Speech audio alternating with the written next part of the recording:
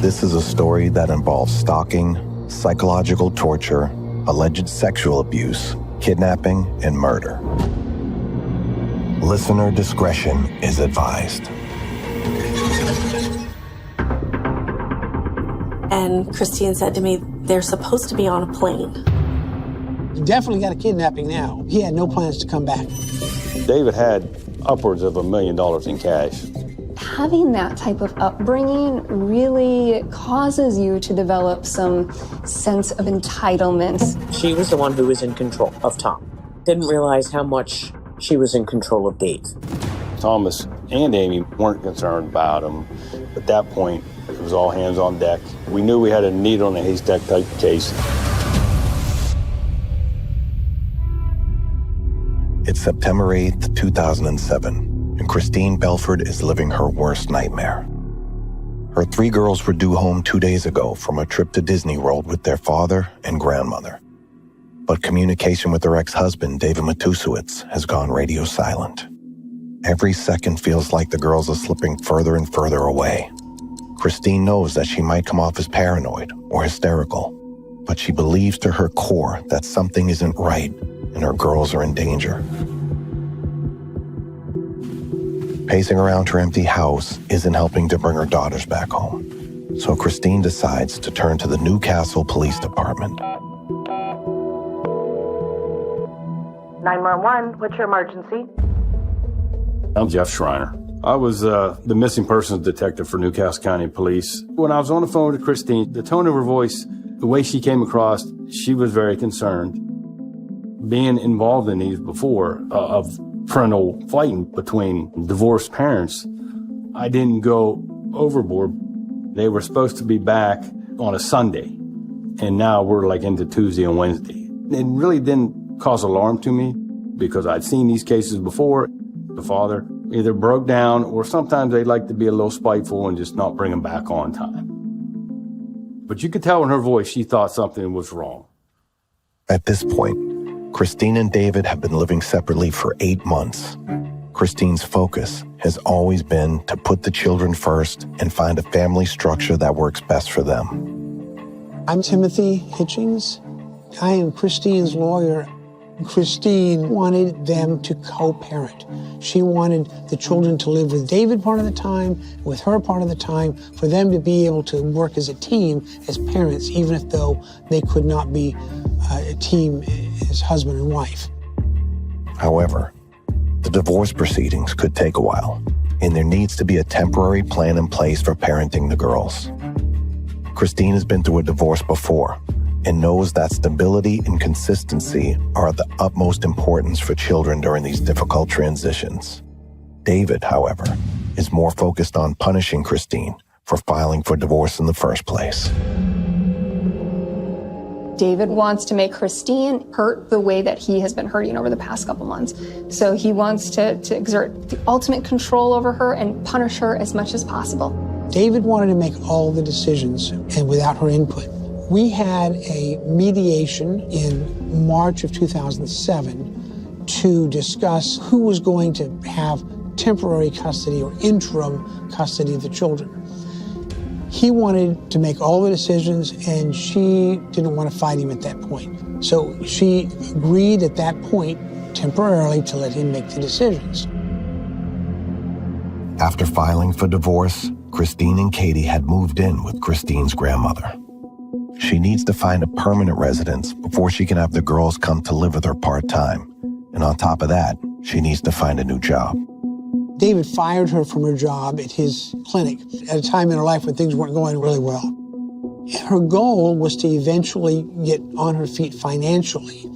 And then once the court would rule on the ultimate custody determination, then she would be able to have a decent home where she could live and have the children live there part-time with her. That was her goal, and that's what she was working towards. It was clear to Christine that David wasn't taking the divorce well, but it's not unusual for divorces to become contentious. No matter how measured and mature Christine is during the custody negotiations, David is constantly trying to find ways to undermine her parental rights. To give you an idea about control, I said to Chris, I said, since the children are living with him, the only thing that's fair for you to pay him some child support. Now, it wouldn't be very much because he made a lot more money than she did anyway. So I said, here's an estimate about what you can pay. And so she wanted to send him a check. She sent him a check, and we got a response from his attorney saying he didn't want money. He didn't want money from her. And you see this every once in a while in custody disputes where a parent wants to have control over the children through the custody process, and they'll say, I don't want the money, I just want the kids. But the way the law is, you don't pay for the right to have your kids. And that's what effectively he was doing. You want to make all the decisions and have the kids live with him all the time. Christine's stepmother, Eileen McDermott, can remember the palpable tension during this time. David wasn't the only one driving this aggressive custody stance. I don't think that Lenore liked the idea that they were divorced. That was a big no-no. The idea that they now are fighting for custody for the children, which, in their opinion, that Christine should never have custody of the kids. Lenore wanted Dave to have sole custody. She did not want him to share those kids with Christine. Christine is an open book with authorities about the downfall of her marriage and the events that led up to the Disney World trip. She spares no details, revealing the escalation in David and Lenore's behavior that has led her to believe that this is an emergency situation. Authorities are moved by her story and a sense of urgency. Detective Schreiner agrees that something is off. She helped sell that there was something, could be more than just dad playing a game with his ex-wife. So I just started looking deeper into it. I went out to the neighborhood down in Middletown, Delaware, where they lived. And obviously, there was nobody home. I started talking to some neighbors. And neighbors were telling me some interesting stuff as far as that back in June. Now, this is August into September. The home that David and the girls shared was nestled in the heart of a small suburban neighborhood. The kind of street where kids would ride their bikes and everyone would get together for barbecues in the summer. People can sense when something is off with one of their own. Routine is king in the suburbs, so even little changes with one of the residents can be picked up by the community. Journalist Chris Barish recalls some of the subtle oddities that neighbors had picked up on during the lead-up to the family going missing. Neighbors wondered why the pool wasn't running, and they saw furniture being moved out of the house. This is a small community, and the people all knew each other. There was no indication of where they were going, if they were selling a house. There was no for sale sign outside the house, so the neighbors couldn't understand why they were moving. At least one of the neighbors said to me they found it unusual that in the middle of June, and it gets warm in the middle of June, that their fireplace would be billowing smoke. Very, very unusual. Christine's concerns are starting to gain traction. Investigators are finding puzzle pieces that match her narrative. The investigators need to gather more evidence, though, before they can say for sure that the Matusiewicz girls are officially missing. We've started going through what I needed to do, an investigator pulling banking information. I'd spoken to Christine's attorney, Tim Hitchens, and Tim alerted us to a home equity line of credit that Christine's name was forged on. David refinanced the house to take all of the remaining equity, $249,000, out of the house.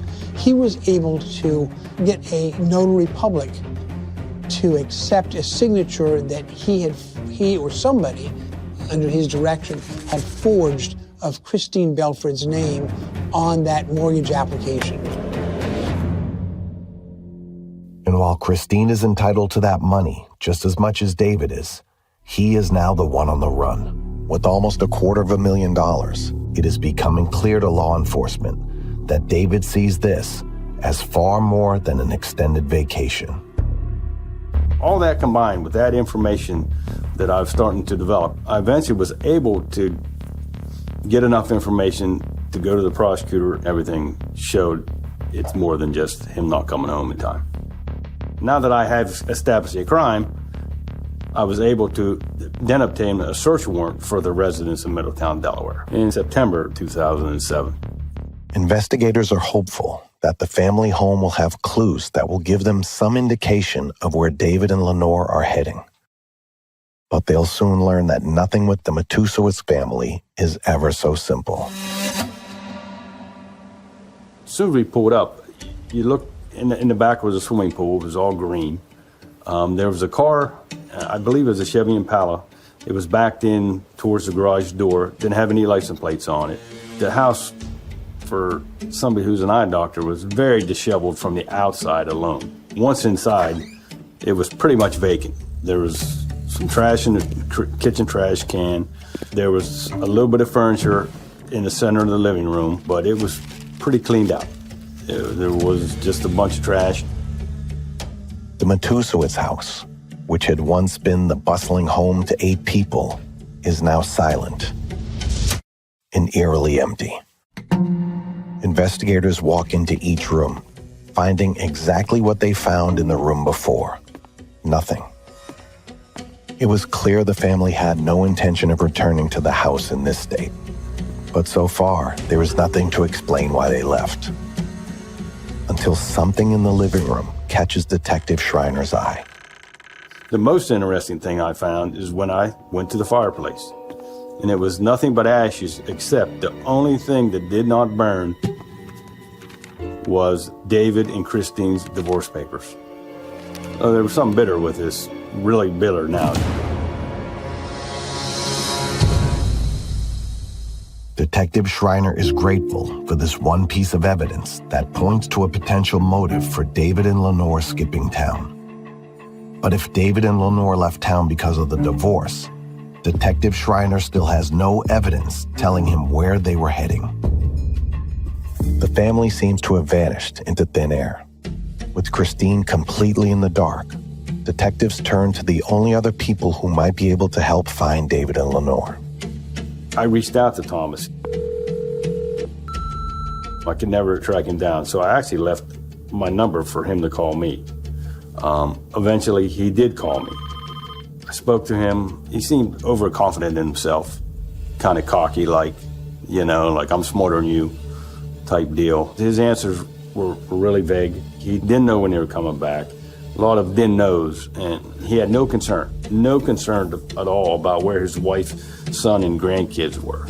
So that is a red flag that, he had my number. He could have called me 1,000 times, as a concerned grandparent.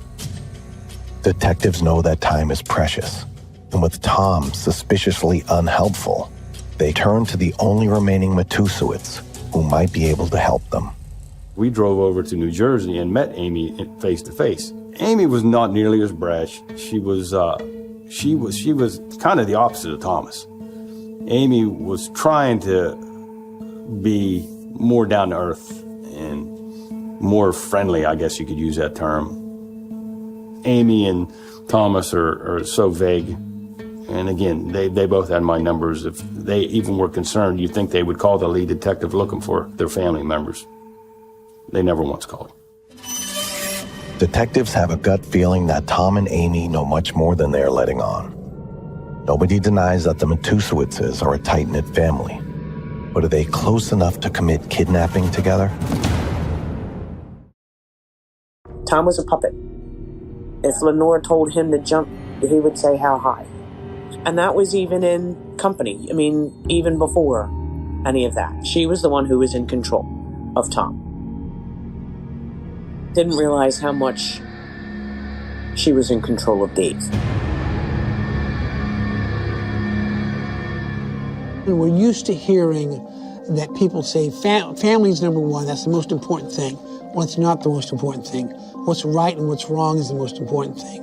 And if families engage in wrongful conduct, they're doing wrong, and that's not a healthy family. The Matusiewicz family didn't wake up one morning and decide to abduct the 3 girls. This is looking more and more like a carefully calculated conspiracy. But how did it come to this? Looking back one generation earlier, it turns out David is not the first to be crowned the family's golden boy. And Dr. A.J. Marsden believes this winding road weaves all the way back to the birth of the original. Tom's dad had been married to another woman and had 2 children with another woman. She unfortunately passed away, and then he married Tom's mother, and then they together had Tom. Jill Matusiewicz is the daughter of Tom's stepbrother. Her father did not have fond memories of his childhood with Tom. He confided in her that his upbringing took a traumatic turn once Tom entered the picture. Tom was the favored son because the others were stepchildren. So the stepmother came in and took over the household, and my grandfather allowed his children to be pushed to the side when Tom came along. The sun rose and set on Tom. It seems that Tom was born basking in his parents' light, leaving his step-siblings in a cold shade. Tom's status within the family would quickly reach truly bizarre extremes. My dad and his sister were moved into the unheated attic to the point that their blankets would freeze to the wall in the winters. And here's the weird part. Thomas was the only one that got Christmas presents on Christmas Day. They were allowed to get up very, very early in the morning and play with the toys that were there for Tom. But as soon as he got up, they were pushed aside because those were Tom's toys. There's favoritism, right? And showing one child maybe that you prefer them or you like their sense of humor more. And then there's favoritism to this degree, where they were literally ostracizing the older 2 children. Having that type of upbringing really causes you to develop some sense of entitlement. Tom's parents have always thought that he's perfect. Everything that he's done has been wonderful. So in his mind, anything that he does from this point forward is also going to be wonderful. He can't do any wrong. That mindset would go on to influence most major decisions in Tom's life throughout childhood into his adult years. Lenore's upbringing couldn't have been more different. She didn't like to speak about her childhood, but it's clear that growing up, her home life was severely unstable. Lenore's daughter Amy recalls the hardship her mother dealt with early in her life. My mother, Lenore, was sexually abused by an uncle as a young child, and she did not disclose that to her mother, my grandmother, until she was in her 30s. So I think that really affected her later on in life, and that strong sense of family comes first, and I have to protect my family, and I have to keep them safe. Tom and Lenore started dating in high school. Although they come from different backgrounds, they are instantly drawn to each other. Tom is searching for a partner who will make him the center of their universe. Lenore saw Tom as a man with great potential, someone who can help her build the family she so desperately wants to protect and control. Tom and Lenore had a shared vision for the future from the very start. They knew their roles, and it was up to each of them to hold up their end of the bargain. Tom's responsibility was providing for the children. Lenore's was taking care of the children. She had little odd jobs throughout the years. She would work at a Sunday school as a teacher. She'd be a teacher's aide, all this other stuff. But in general, her role was to take care of the kids. So they saw each other as compatible partners in that way. Tom had many jobs, but he didn't hold on to them for long. Tom had been in the Navy. He was a bus driver for a little bit. Tom was a photographer for a while. He sold insurance. He also worked for New Jersey Bell Telephone for a period of time. He ended up working at the post office. My dad always had 3 jobs or 2 jobs at a time to try to help support us. One day he came home and he was in an outfit for police officers. He just went to the police academy and became a police officer. It wasn't like he couldn't get work. Tom thought he was better than he was, and it was hard to stay in jobs. It's safe to say that Tom Matusiewicz was a bit of a jack of all trades and a master of none.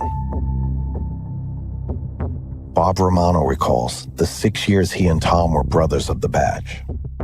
Tom and I graduated the Burlington County Police Academy in April of 1974. Tom was always saying that his wife was complaining that he wasn't making enough money because at the time we got hired, we were only making $8,050 a year. Tom and I graduated the Burlington County Police Academy in April of 1974. Tom was always saying that his wife was complaining that he wasn't making enough money because at the time we got hired, we applied for food stamps because he couldn't feed his family. He seemed like he had a lot of problems trying to support the kids. My dad, unfortunately, he didn't make real great decisions with money. He was always running out of gas, so we always had gas cans in the car. We had electricity turned off and, didn't have hot water and all that sometimes. And he didn't pay the bills first. He went out and bought things that he wanted to buy instead. Tom was a little frivolous. Apparently he bought a boat once that had a hole in it and he patched it up and he would take the kids out on this little fishing boat. I also know that Tom, he was really into guns. He was always really enthusiastic about guns. And, he would buy guns. I don't know how many he actually acquired, but we would go out shooting all the time. And the one time, he bought a gun, a .44 Magnum, which was a big gun at the time because Clint Eastwood had this type of gun in the movies, and he brought it into work and was showing everybody. I mean, this is not a cheap gun. I know I couldn't afford it.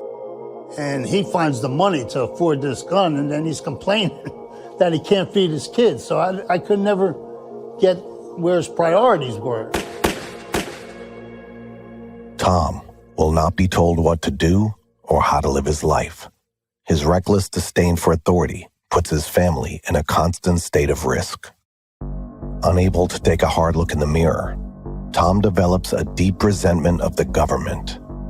He feels that he was unjustly targeted and forced out of his public service jobs at places like the post office and police department. Tom's erratic behavior and lack of impulse control is starting to put a strain on his marriage. Lenore will not sit idly by as Tom makes a fool out of her and puts their family's future in jeopardy. It seems like only the unstoppable force can move the immovable object. Lenore's a control freak. I think he was afraid of her, actually, because he just cowered down to whatever she said. And you could just see the way he spoke about her, that she was running the household.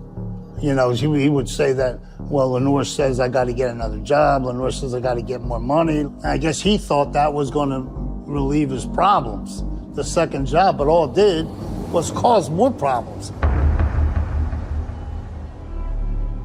Lenore can see the cracks in her family's foundation multiply with every one of Tom's new careers, new purchases, or new mistakes. She won't let anyone stand in her way when it comes to molding her family how she sees fit. Not even Tom.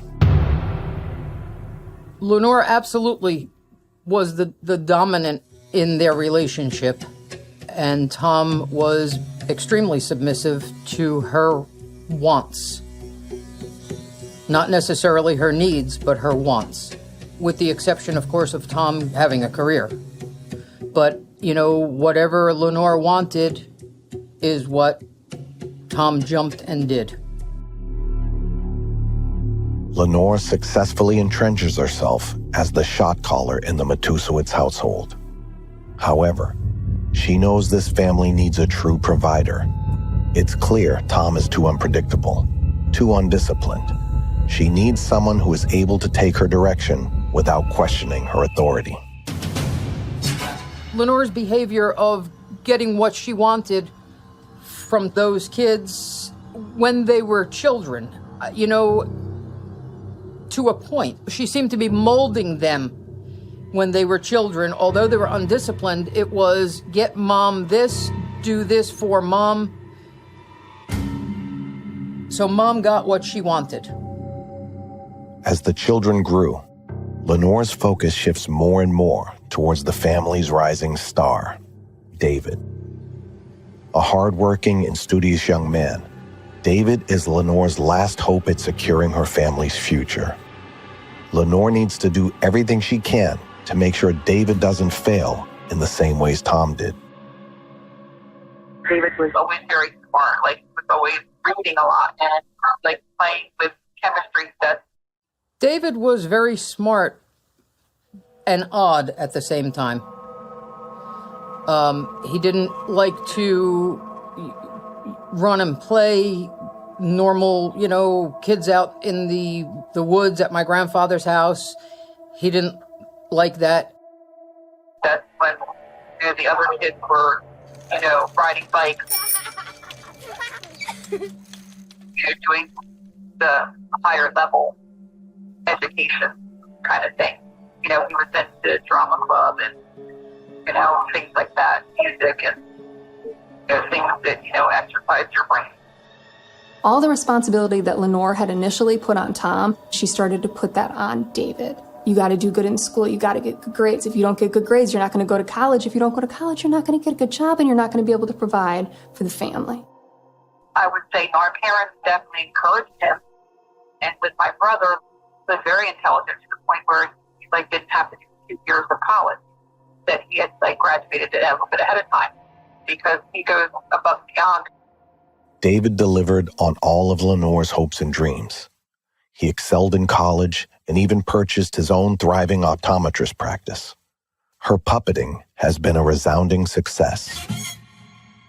She wasn't thrilled when David and Christine got married because she didn't like the idea of anyone else having influence on her golden boy.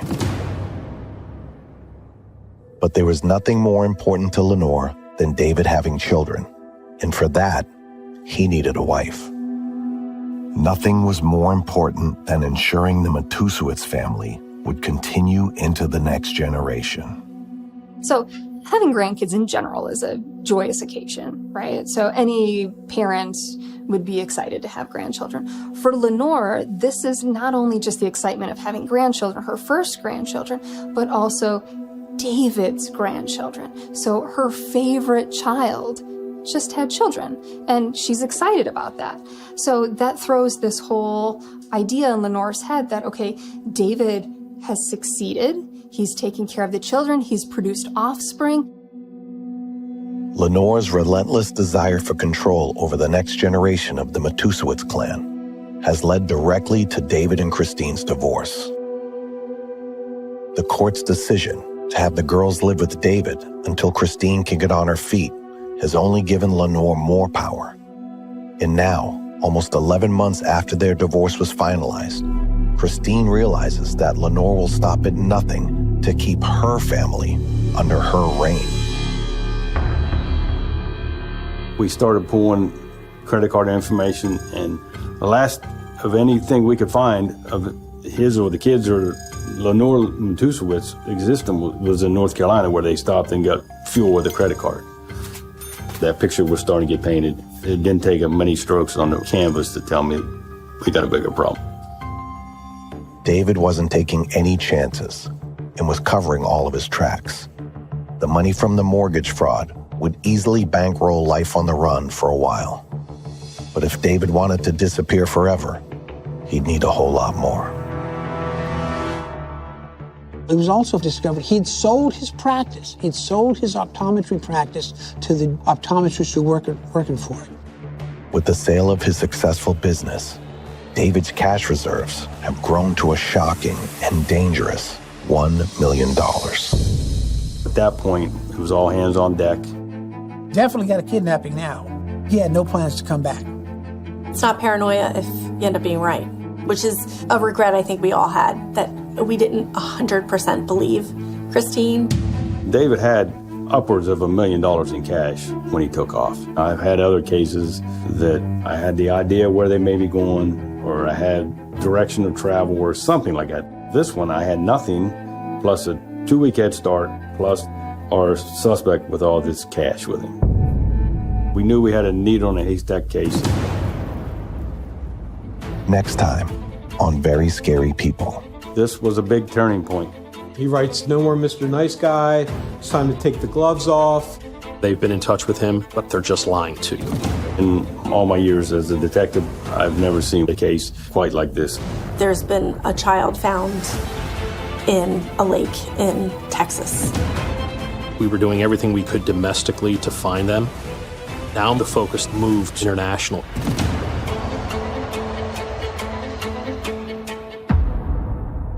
Very Scary People is produced by Lionsgate Alternative Television for ID. I'm Donnie Wahlberg. You can follow our show wherever you get your podcasts, and we'd love it if you could take a second to leave us a 5-star review on Apple Podcasts or Spotify.